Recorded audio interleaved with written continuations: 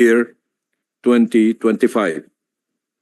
More than the need to comply with the legal requirement to present our proposed budget before a co-equal branch upon which the power to appropriate is conferred by the Constitution, our presence here manifests the President's commitment to work closely with the Senate in upholding our mutual objective of promoting the welfare of our people and the country's national interests.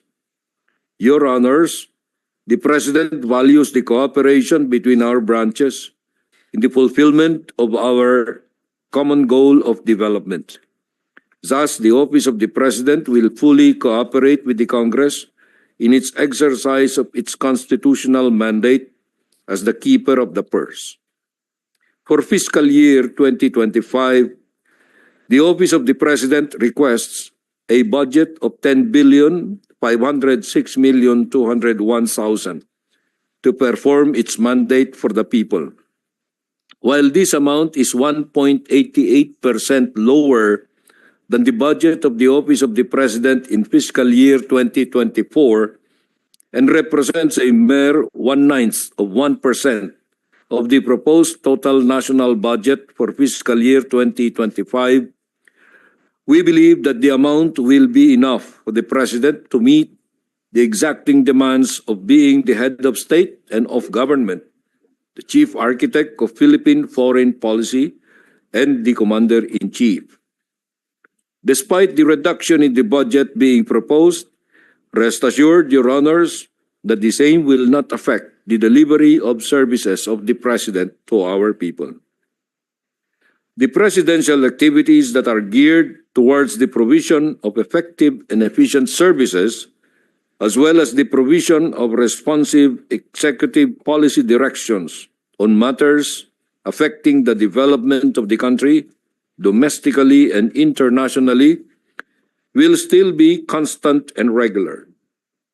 Mindful of the need to fulfill the President's constitutional mandate with less financial requirement in support of the Bagong Pilipinas brand of governance, these presidential activities will, however, be conducted and held prudently and economically. The budget adjustment will still be able to sufficiently accommodate the logistical requirements of honoring invitations from foreign leaders to visit their countries, as well as to carry out diplomatic initiatives which would yield job-creating investments that will hasten support to our post-pandemic economic recovery. The budget proposal will also sufficiently support the implementation of necessary infrastructure works within the Palace complex that have stalled due to the pandemic in furtherance of the Build Better More priority program of the President, as well as to safeguard the overall security of all those who work hard for the attainment of the objectives of the Presidency, taking into consideration the Philippine Green Building Code, the Fire Code of the Philippines, the Philippine Disaster Risk Reduction and Management Act, and the protection of heritage and cultural buildings. These projects are all implementation ready and shall be completed within the fiscal year in accordance with the cash-based budgeting policy. Your Honors, before we present the charts that explain our proposed budget in detail, let me just point out that as in the previous years, we crafted this budget within the parameters and process set by the Department of Budget and Management. Thank you, Your Honors. Thank you, Executive Secretary. I note that actually there is a decrease in the budget of the Office of the President, and there are certain, actually some changes. There are positions that were created, a lower budget for travel utilization, etc. Are there any questions from the... Can I just give an opening statement, Madam Chair? Thank you, Madam Chair. Good morning, Madam Chair, and to all our colleagues in the Committee on Finance. We would like to inform the officials. We would like to welcome the officials and the employees of the Office of the President, especially our one of the brilliant minds in Malacanang, Executive Secretary Lucas Bersamin. The 2025 budget that will be allocated to the Office of the President is very crucial because this represents midterm budget that will help the President to effectively continue the programs that his administration has initiated.